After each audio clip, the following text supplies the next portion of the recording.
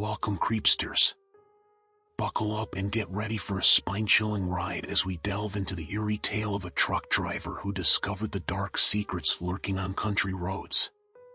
So, gather your most delectable treats, dim the lights, and let's hit the road.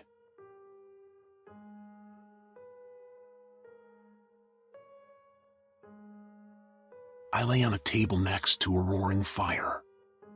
My hands were bound, and I was surrounded by figures in black robes. The beautiful young woman who looked like she was still in her teens approached me holding a nasty-looking knife encrusted with jewels. "Please don't do this," I said. She flashed a wicked grin and raised the knife over me, holding her breath for a moment before she plunged it toward my chest. 12 hours earlier, I'd never been a big fan of trucks. Why I drove one for a living was beyond me. I think it started like so many other things. You just think you'll do it for a while, and the next thing you know 10 years have passed and you're still doing the same thing. If this story was just about letting time slip away because I was too scared or too complacent to make a change, this would be a very boring story indeed. But it's not. There are many people who see things they shouldn't, or more to the point who see things they wish they hadn't. Most of these people make a choice to bury the forbidden memory deep in their subconscious and never think of it again. They cope through any number of methods, including drugs, alcohol, or other means. If they can't cope with it, they leave a note, a grieving family, and a lot of questions. One of the reasons they choose not to tell anyone about their experience is being labeled crackpot, conspiracy theorist, lunatic. Those are some of the nicer things these unfortunate souls get called. Then there's the censoring and blacklisting. Oh, it's all very subtle so as not to be discovered. But that doesn't make it any less real. My story started on a bright, sunny day when it seemed like nothing could possibly go wrong. That should have been my first clue. But how could I have expected any less? Driving down the country road with the window down, the sun shining, a balmy 80 degrees outside, the music blaring from the radio as I sang along, desperately trying to stay in key. The fields were full of vegetables in their prime growing cycle. It was like everything was perfect for that one moment. I just wish that moment could have lasted. When my front passenger's side tire blew, my good feelings were shattered. I went 10 rounds with the steering wheel trying to keep the truck on the road, but it was futile. Finally, having no other option, I yanked the wheel hard toward the left. It teetered on the edge of balance for a moment before the wheel bit into the asphalt. Going 55 when the wheel dug in was catastrophic. The truck suddenly turned into a gymnast doing a routine on the mat. Fortunately, I had already delivered my parts for the day. If not, I would have worried about a drive shaft or a transmission flying through the plywood wall that separates the cab from the back of the box truck and turning me into a bloody pancake. I think I had enough to worry about as the truck flew through the air, taking me with it. Everything seemed to move in slow motion as the truck's momentum turned it sideways and started it rolling. I had no idea how many times it flipped. I just knew how hard I was praying and how tightly I gripped the steering wheel. When it finally stopped and settled, the truck was sitting back on its wheels. I thanked God for small favors, and for keeping me safe. I won't say I went unhurt. When you're flipping through the air, everything in the cab becomes a missile. I got hit by my water bottle, my bag of potato chips, my phone, and even my lunchbox tagged me a couple of times. I was sure I would have bruises when I got home. After the truck settled, I turned off the engine, unbuckled my seatbelt, and slowly climbed out of the cab. My first few steps were tentative, making sure everything worked and nothing was broken. After I stretched and felt around for injuries, I took a slow lap around the truck. 3 of the 4 tires were flat, with the rear driver's side being the only holdout. There was dripping coming from underneath that seemed like different liquids mixed together. I decided it would be a good idea to get whatever I was going to salvage out of the cab quickly just in case one of those liquids happened to be gasoline. I grabbed everything I could and went down the road 50 yards or so before setting the armful of stuff down on the berm. I sat down on the grass along the road and looked at the truck. I could see the top had been bent. It looked comical, as if it was leaning over and needed help to stand up straight. Thinking of that reminded me that I needed help. The road wasn't very well traveled. It was a 2-lane country road I had been driving on for nearly an hour, and I hadn't passed more than a handful of cars. I dug through my pile of rescued items and found my phone. I really wish I hadn't. The screen was splintered. I tried to turn it on, but it was no use. I wouldn't be calling anyone with it ever again. I looked up the road and down, but all I could see were endless miles of corn growing in the field. I hadn't seen a house for a while, so I decided I would walk in the direction I had been going. I gathered what was useful and stowed it in my pockets. The rest went in my lunchbox, and off I went, looking every bit like a kid walking home from school. The walk worked the stiffness out of my limbs and revealed whatever injuries I had were minor. It had been 20 minutes, and I was beginning to wonder if anyone lived on this road when out of nowhere a house appeared. It looked old and run down, but it was better than nothing. I turned up the long driveway, hoping the residents were friendly and I wasn't about to have my torso redecorated with buckshot. Just then I passed a no trespassing sign nailed to a tree beside the driveway. I hesitated and considered turning back to look for the next house when I saw a man coming towards me on a tractor. It was already too late. He pulled up beside me and killed the engine. He was big, wearing overalls, which he filled with a belly, but I could see bulging arms from a lifetime of hard work. His silent stare made me feel the most uncomfortable I had in a long time.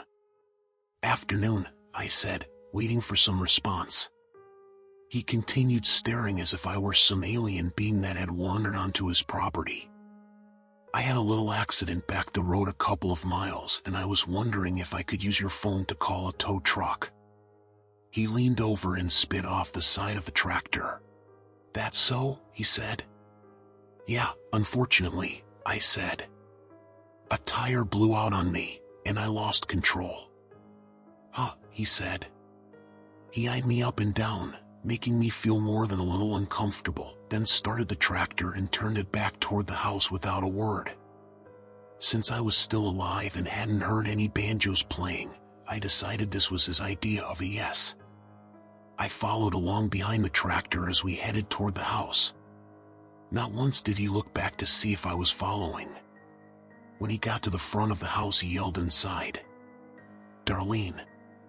Immediately, an overweight, middle-aged woman appeared in the doorway wearing a ragged dress with an apron over it. "This fella says he was in an accident down the road and needs to call a tow truck," the man said. "But the phone..." She started but was instantly silenced by a glare from the man. She hung her head. "She'll show you where the phone is," the man told me. Then he drove away on the tractor. "I'm sorry for any inconvenience, ma'am," I said. "It's no trouble," she said, looking up but not meeting my eyes. "The phone's in here." She stepped inside and held the door open for me to follow. The inside of the house was a stark contrast to the outside. It was clean and very well kept.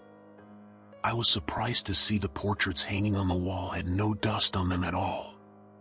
She led me down a hallway that ended in an immaculate kitchen. It was like someone had dropped it here straight out of a 50s TV show. I was so busy taking in the pristine condition of the room that I completely missed the phone hanging on the wall. She turned and pointed it out to me. I reached for it but wiped off my hands before picking it up so I wouldn't leave any marks. When I put it up to my ear, I heard a strange sound I couldn't identify, but no dial tone. I clicked the receiver a few times but still got no dial tone. "It's not working," I said. She took the phone from me and tried to use it but was unsuccessful as well. I apologize, she said gently, hanging the phone back on its cradle. The storm must have knocked it out.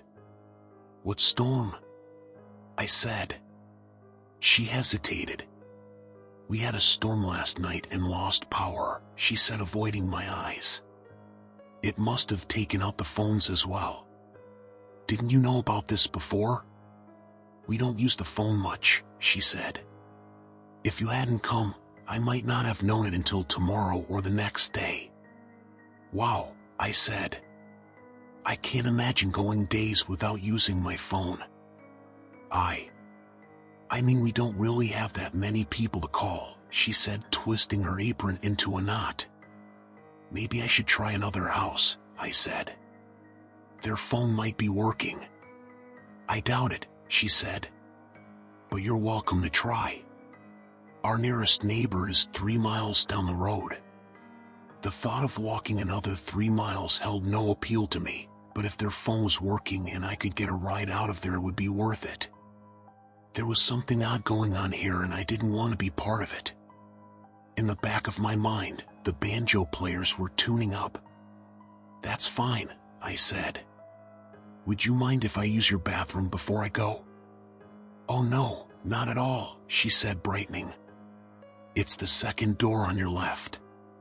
Her sudden mood swing gave me the distinct impression she didn't want me here.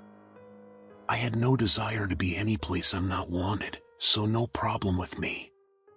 I stepped into the bathroom and was once again impressed by the pristine nature of everything in the room. I felt almost sacrilegious using the toilet. When I was done, I washed my hands. As I glanced in the mirror, I saw a shadow move from the window behind me. I'd swear someone had just been looking in. I dried my hands and tried to put the towel back exactly where it was before exiting the room. I stepped out and nearly ran into the man. Did you make your call? He said. Couldn't, the phone's not working. He said. I was going to walk down to your neighbor's house and see if maybe their phone's working. It won't, he said. How do you know that? The phones are all on the same line. If one goes down, they all go down. Why not stay here for a while and try again later? There was something wrong with his face. Suddenly I realized he was trying to smile. The problem was it came across as super creepy. The other problem was I had no reason not to wait there. No reason I could put my finger on it. No reason except the creeping suspicion in the back of my mind that something wasn't right here. But how do I tell that to a farmer who's half again my size and looks like he could bend me into a pretzel? Sure, I'll stick around for a bit, I said, wearing my friendliest smile. We went back into the kitchen. His wife seemed startled to see me return. She seemed even more startled to see her husband smiling. I sat in a chair at the table. Okay, I thought. Just sit here and take a break. Don't make eye contact, and whatever you do, don't accept any. Would you like a drink? He said. Sure, my mouth said, making my mind say, dough. The woman brought over a glass of water, and I tried to just sip it, but it was nice and cold. I hadn't drunk anything in a while and didn't realize how thirsty I was. I downed it in one go. At least I kept enough self-control that I didn't give a big at the end. I sat the glass down on the table. Would you like another? She said. No, thank you. I was just thirsty from walking. What do you deliver with your truck? He said. Car parts, I said. I deliver to local repair shops. They both wore the polite, isn't that interesting looks that told me it wasn't interesting to them at all. Darlene rose from her seat. I should be starting supper, she said. Would you like to stay and have supper with us? Oh, no, I don't want to trouble you, I said. It's no trouble, the man said. I really should be going. Where? He said. Why don't you have supper with us, and you can try the phone again after? That sounds great, but... But we're not good enough for you to spend time with, he said. That's not at all what I was going to say. I stood there, his glare burning through me. Of course, I'll stay for supper. His hardened facial expression melted into a smile. Great, he said. I'll go wash up in the upstairs bathroom and you can use the one down here. I smiled, but my mind was screaming, what did you get us into? I followed him out of the kitchen and went into the bathroom while he went upstairs. I could hear the steps creaking under his weight as he ascended. I stood there holding the bathroom door, looking at my escape, the front door a handful of steps away. But where would I go? Back out on the road where he could easily find me? Maybe I could flag down a passing car before he knew I was gone. But then again, who knew when a car would go by? This wasn't exactly the interstate. In the end, I gave up and went into the bathroom to wash up. Not knowing exactly what that meant other than washing my hands, I decided to wash my face too, just in case. As I dried my face, I saw the shadow in the window again. I tried to play it cool and put the towel back on the rack, then slid over toward the window and darted toward it. The shadow was too quick and disappeared before I could get a look. I came back over to the mirror and stared into the tired eyes of a man in his late 30s who had traded his dreams for a secure job. You must be crazy, my reflection said. Why don't you crawl out that window and get away from here? I turned and looked at the tantalizing window. When I turned back to the mirror, my reflection was still there. You want me to take the risk of escaping while you sit nice and comfy in your frame, I said. Why don't you escape? My reflection glanced at the window but didn't make a move toward it. That's what I thought, I said to the reflection. I stepped out of the bathroom and was greeted by the most delicious smell. I glided into the kitchen and drank in the smell of glorious food. What's that amazing smell? I said. Darlene jumped and turned around, brandishing a large spoon in self-defense. I'm sorry, I didn't mean to scare you, I said. It's all right, she said, her cheeks turning red. I'm not used to anyone coming to the kitchen until I call for them. Do you need any help? Help, she said, looking at me like she didn't understand the word. Yeah, help, like with setting the table, I said. Oh, no, I always take care of that, she said. But thank you. I went to the table and sat down, watching her glide through the kitchen with practiced ease. In no time, plates, glasses, and silverware appeared on the table. I noticed 5 place settings, including the one where I sat. I was about to ask about the others when she yelled, "Supper." It startled me when I realized it was the loudest I'd heard her say anything. The man came through the door first, followed by a boy maybe 11 years old. Next came a young woman in her teenage years. I quickly glanced away. The man's eyes bored into mine and I suddenly found the pattern on the dishes to be the most interesting thing I'd ever seen. Darlene brought over a large bowl and a plate full of biscuits. 3 hands each grabbed a biscuit, the man took 2, and began to disassemble them on their plates, then poured the gravy over the remnants of the biscuit. Well, what are you waiting for? The man said to me. Help yourself. I took a biscuit and separated it in half, then poured gravy over it that had chunks of meat in it. What kind of meat is this? I said, inhaling the tantalizing aroma. Chicken, Darlene said, darting her eyes toward the man. It smells amazing, I said, picking up my fork and diving into the gravy-soaked biscuit. Aren't you forgetting something? The man said. I looked around and found all eyes on me as my fork froze halfway to my mouth. I paused and set it down, then folded my hands as the others had already done. Dear Lord, the man said. Thank you for the hands that prepared this meal and for blessing us with another day of life. Please help this fella to find his final destination and bless us to do your bidding. Amen. I opened my eyes and everyone else was already devouring their meal. I picked up my fork, checking to be sure I wasn't going to be admonished for eating this time, and began devouring as well. To call the simple fare delicious would be an understatement. It was hands down the most incredibly tasty meal I'd ever eaten. I shot Darlene my biggest smile. "This is delicious," I said. The man glared at me. The children shot curious looks at me. Darlene blushed and looked away. "What?" I said. "We're not big on compliments around here," the man said. "We do what needs to be done and don't expect a fuss to be made about it." "Oh, I'm sorry," I said, unsure if I was really being made to apologize for complimenting someone. The man grunted and everyone went back to eating. I kept my eyes on my plate to avoid any further mistakes. When my plate was empty, I looked at the 2 remaining biscuits. "You can have another if you want," the man said. "Only if no one else wants it," I said. The man looked around the table. "It's still on the plate, ain't it?" "Yes."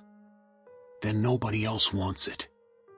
I tentatively reached for the delectable lump of dough, waiting to see if anyone would change their mind. When no one did, I pulled it apart and doused it in a golden gravy. Within 2 minutes it was gone. I sat back, feeling satisfied as Darlene cleared the table and did the dishes. I considered offering to help, but after the compliment speech, I was pretty sure that wouldn't go over very well. "Do you mind if I try the phone again?" I said. The man gave me a dismissive wave which I took for yes, and I left the table only to be disappointed by the continued lack of a dial tone. "Still no luck?" the man said. "Nope." "Why don't you stay here for the night?" he said. "Oh no," I said. "I couldn't impose on you like that." "It's not imposing," he said. "We have a spare room." I couldn't, really. "Okay, how about this?" he said.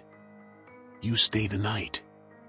If the phone doesn't work in the morning, I'll drive you home. You'd do that?" He smiled. "Absolutely. How can I refuse?" I said. "Great, I'll show you your room." I followed him up the stairs to the end of a long hallway.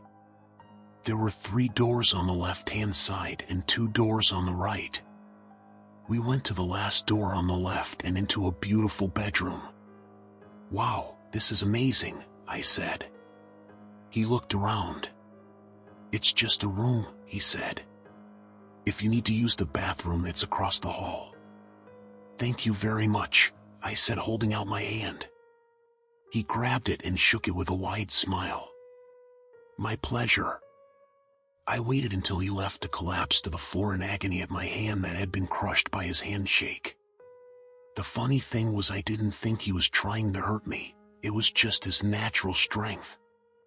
I made a mental note to never anger this man. I set my lunchbox of belongings I'd brought from the truck on the bed and started going through them. I pulled out the small flashlight and set it on the nightstand.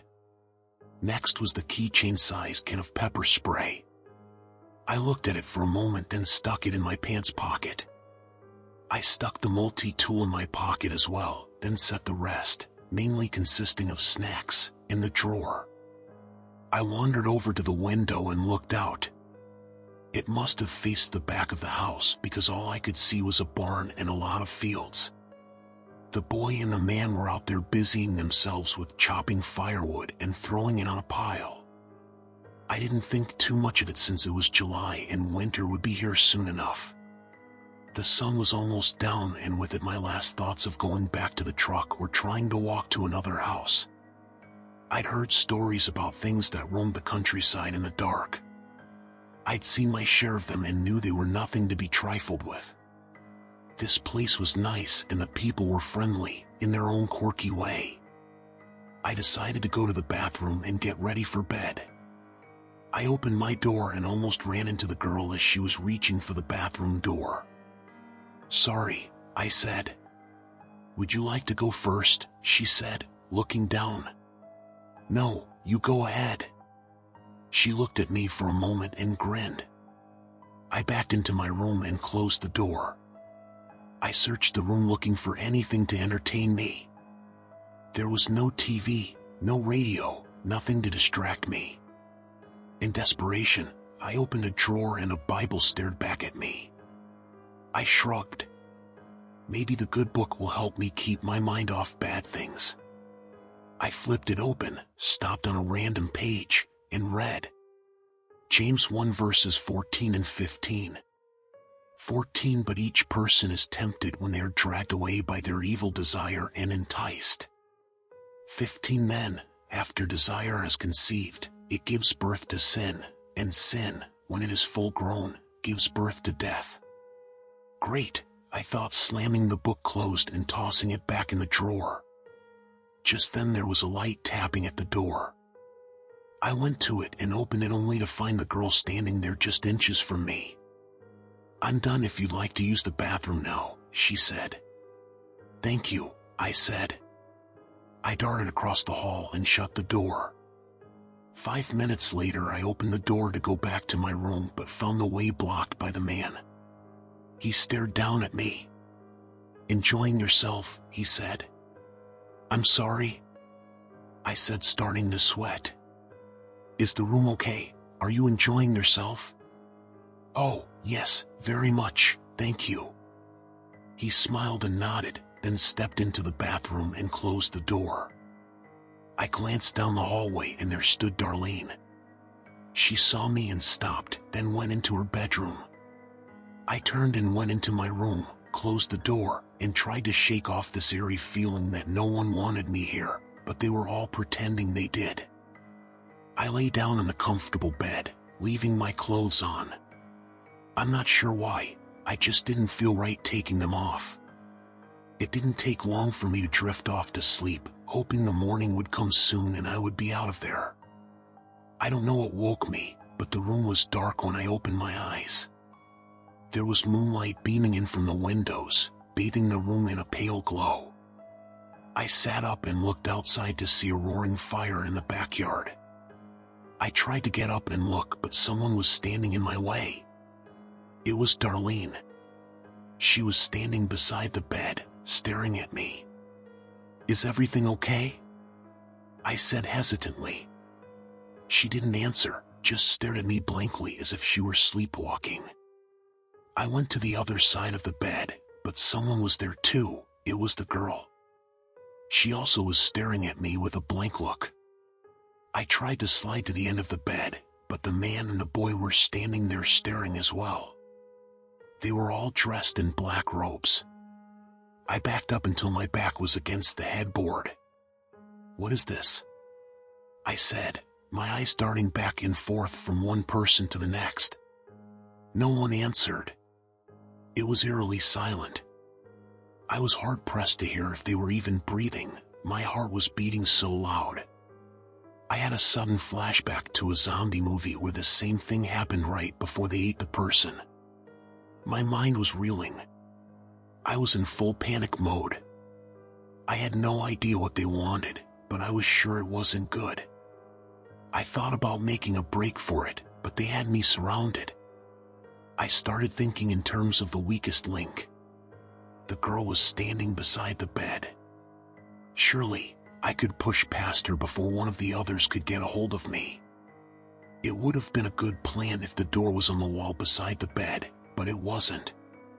It was on the wall at the foot of the bed, which meant pushing past her, then trying to get past the man and the boy before reaching the door. I was past regretting ever seeing this house. I was only concerned with getting out alive. While I was thinking about escape, they made their move. They all grabbed me at the same time. It happened so fast I had no way of avoiding it. I tried to pull away, but their grip was like iron. It was even impossible to yank out of the girl's grip. They held me down and tied my hands with rope. Then they lifted me out of the bed and walked me down the stairs.